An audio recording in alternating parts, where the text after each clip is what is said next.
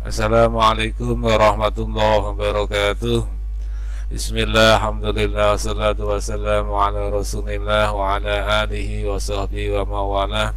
Amma ba'du, fala hawla wa la quwata illa billah. Anak-anakku kelas 8 yang saya banggakan, alhamdulillah kita pada pagi hari ini bisa bermuajahah, bisa bertatap muka. Mudah-mudahan kita senantiasa diberi kesehatan oleh Allah sehingga kita senantiasa bisa thalabul ilmi atau menuntut ilmu dengan baik dan mendapatkan rahmat dan barokah dari Allah Subhanahu wa taala. Amin ya rabbal alamin.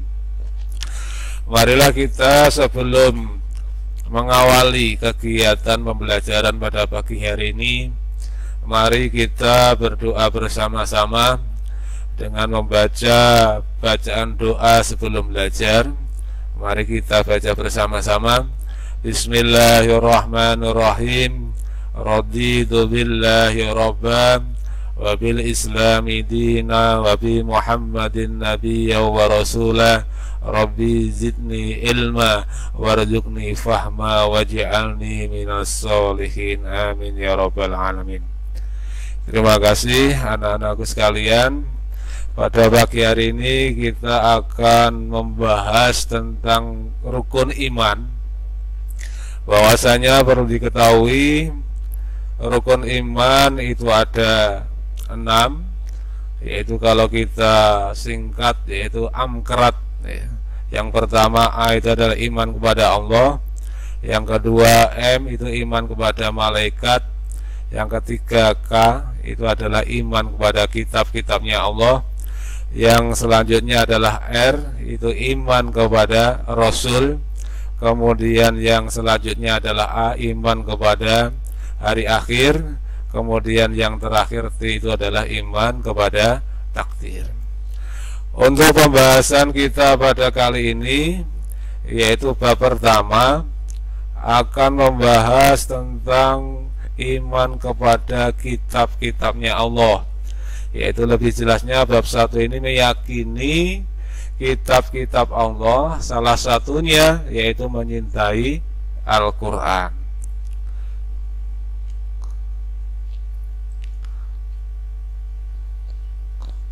Kemudian selanjutnya, sebentar,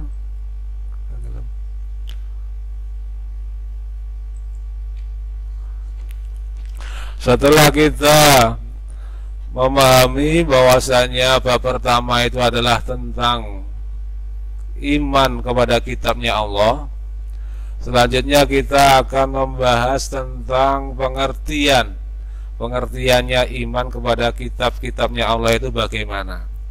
Perlu diketahui bahwasanya iman kepada kitabnya Allah ini artinya berarti kita percaya dan yakin dengan sepenuh hati bahwasanya Allah Subhanahu wa taala itu telah menurunkan kitab-kitabnya, diturunkan kepada para rasulnya, yaitu yang berupa ajaran yang terdapat di dalam kitab-kitab tersebut disampaikan kepada umat manusia. Tujuannya apa? Yaitu sebagai pedoman hidup agar dapat meraih kebahagiaan baik di dunia dan di akhirat. Kemudian diturunkannya kitab tersebut itu merupakan anugerah bagi manusia. Jadi umpama manusia tidak ada kitab tentu akan kebingungan. Oleh karenanya kitab yang diturunkan Allah pada para rasul untuk disampaikan manusia itu adalah anugerah. Kemudian manusia itu dikaruniai oleh Allah berupa akal pikiran sehingga dapat mengkaji ilmu pengetahuan yang ada di dalamnya. Kemudian selanjutnya, tadi kita sudah memahami bahwasanya pengertiannya iman kepada kitabnya Allah adalah sebagaimana tadi yang saya sampaikan. Maka anak-anak perlu mengetahui dalilnya, dalil yang ada di dalam Al-Quran yaitu surat An-Nisa ayat 136 ya, yang berbunyi Bismillahirrahmanirrahim. Ya ayyuhalladzina amanu aminu billahi wa rasulihi wal kitabil ladzi nazzala ala rasulihi wal kitabil ladzi anzala min qabl may yakfur billahi wa malaikatihi wa kutubihi wa rusulihi wal yaumil akhir faqad dhalla dhalalan ba'ida. Yang mana ayat tersebut artinya adalah, orang-orang yang beriman, tetaplah beriman kepada Allah dan Rasul-Nya dan kepada kitab yang Allah turunkan kepada Rasul-Nya serta kitab yang Allah turunkan sebelumnya. Jadi dalil ini perlu Anda sekalian hafalkan, karena dengan dalil ini hujjah kita atau argumen kita akan menjadi kuat. Kemudian selanjutnya yang perlu kita ketahui lagi, anak-anakku sekalian, bahwasanya kita harus tahu nama-nama kitab Allah dan Rasul yang menerimanya itu siapa saja. Kitabnya Allah itu apa saja, kemudian Rasul yang menerimanya itu siapa saja. Yang pertama yaitu adalah kitab Taurat. Kitab Taurat ini diturunkan pada abad ke-12 sebelum Masehi. Kitab Taurat ini diturunkan kepada Nabi Musa alaihissalam. Taurat ini berarti hukum atau syariat, yang mana di dalam Taurat ini berisi tentang pokok-pokok ajaran yang ada di dalam kitab Taurat. Yaitu isinya diantaranya, yang pertama adalah perintah untuk mengesahkan Allah Subhanahu wa ta'ala. Jadi Allah itu Maha Esa, Allah itu tidak ada sekutunya. Oleh karena itu kita harus meyakini tentang kebenarannya. Kemudian yang nomor 2, larangan menyembah patung atau berhala. Jadi ketika Nabi Musa diperintahkan Allah untuk menyampaikan syariatnya, itu diantaranya itu ya. Jadi dilarang menyembah patung dan berhala. Jadi anjurannya itu adalah agar umat manusia senantiasa menyembah kepada Allah Sang Pencipta. Kemudian selanjutnya yang nomor 3, larangan menyebut nama Allah dengan sia-sia. Jadi ketika menyebut Allah itu harus dengan perasaan mengagungkan, tidak boleh dengan perasaan yang sebaliknya. Kemudian selanjutnya yang nomor 4, perintah mensucikan hari Sabtu. Jadi Nabi Musa itu mempunyai keyakinan bahwasanya hari Sabtu itu merupakan hari yang suci. Selanjutnya yang nomor 5, perintah menghormati orang tua. Jadi menghormati orang tua ini merupakan perintah yang harus dipatuhi. Untuk itu bagi umat Nabi Musa harus betul-betul memuliakan dan menghormati kedua orang tua. Kemudian yang nomor 6, larangan membunuh sesama manusia. Jadi larangan membunuh sesama manusia itu tidak hanya berlaku pada waktu itu saja, akan tetapi sebelum-sebelumnya juga sudah pernah diajarkan oleh Nabi Adam atau yang lain. Kemudian yang nomor 7, larangan berbuat zina. Jadi berbuat zina itu juga dilarang, karena perbuatan zina ini akan mengakibatkan yang tidak baik.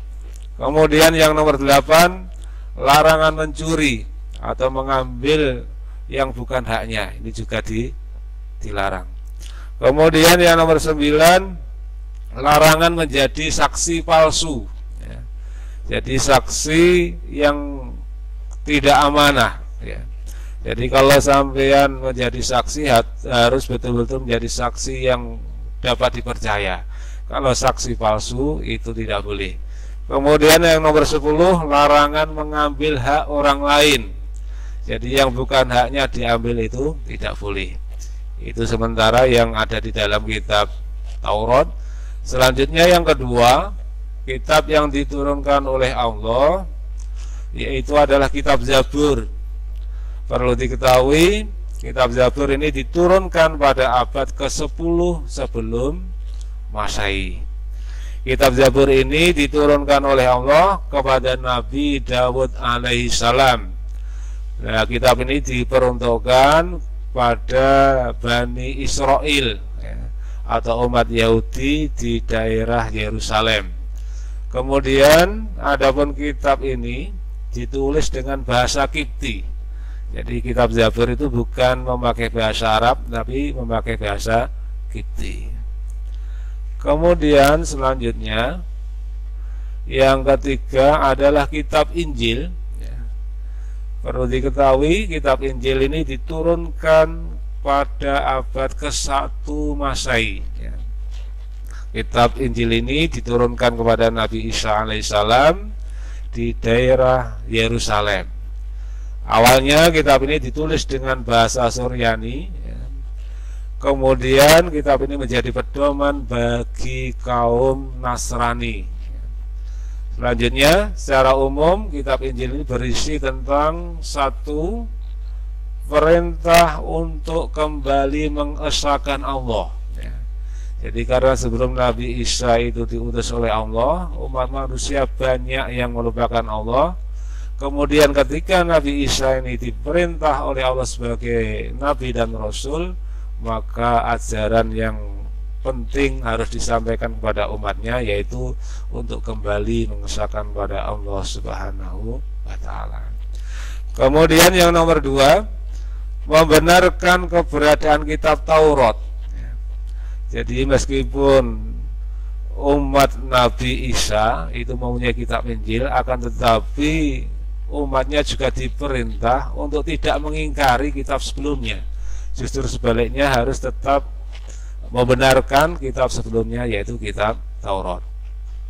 Kemudian yang ketiga, menghapus beberapa hukum dalam kitab Taurat yang tidak lagi sesuai dengan perkembangan zaman.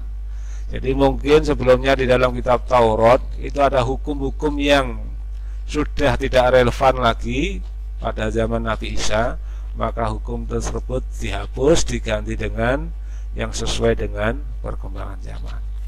Kemudian selanjutnya yang nomor 4, menjelaskan bahwa kelak akan datang kembali Rasul setelah Nabi Isa, yaitu Nabi besar Muhammad Sallallahu Alaihi Wasallam. Artinya apa? Bahwasanya di dalam kitab Injil yang asli, ya, bukan yang palsu, itu sudah ada keterangan yang menjelaskan bahwasanya besok di akhir zaman itu ada Nabi setelah Nabi Isa, yaitu Nabi besar Muhammad Sallallahu Alaihi Wasallam. Kemudian selanjutnya yang nomor 4 atau D adalah kitab Al-Quran, yang mana kitab Al-Quran ini diturunkan pada abad ke-7 Masehi, atau dalam kurun waktu tahun 611 sampai dengan 632 Hijriah. Kitab Al-Quran ini diturunkan oleh Allah kepada Nabi Muhammad. Tujuannya apa? Sebagai penyempurna dan membenarkan kitab-kitab sebelumnya. Kemudian secara umum pokok-pokok ajaran yang terkandung dalam Al-Quran adalah sebagai berikut. Yang pertama adalah tentang akidah. Akidah itu adalah tentang keyakinan. Kemudian yang kedua adalah akhlak atau perilaku. Kemudian yang ketiga adalah ibadah. Ibadah itu adalah suatu kegiatan yang mana kita bisa mendekatkan diri kepada Allah Subhanahu wa ta'ala.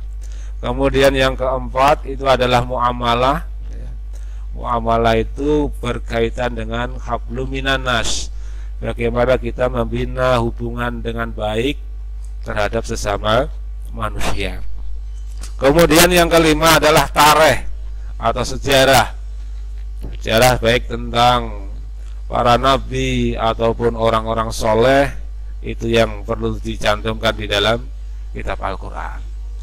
Sebagai penutup di kegiatan pembelajaran pada pagi hari ini, anak-anakku, maka kita perlu mengadakan evaluasi. Untuk itu, evaluasinya yaitu perlu saya sampaikan. Yang pertama, nanti setelah sampai semua memahami materi pada pagi hari ini, tolong nanti dikerjakan evaluasinya. Yang pertama yaitu jelaskan pengertian iman kepada kitab Allah Subhanahu wa ta'ala. Itu yang pertama. Kemudian yang kedua, sebutkan 4 kitab yang diturunkan oleh Allah Subhanahu wa ta'ala. Apa saja sampai sebutkan. Kemudian yang ketiga, jelaskan mengapa manusia memerlukan kitab Allah Subhanahu wa ta'ala. Jadi evaluasinya yaitu dengan menggunakan 3 pertanyaan. Ini ada NB. Untuk lebih jelas ketentuan dalam mengerjakan nanti akan di-share kepada wali kelas masing-masing. Mungkin itu saja anak-anak sekalian yang dapat saya sampaikan. Mudah-mudahan kita mendapatkan ilmu yang bermanfaat, barokah, maslahah fiddin wa dunya wal akhirah. Mari kita akhiri pembelajaran kita pada pagi hari dengan membaca hamdalah alhamdulillahirabbil alamin.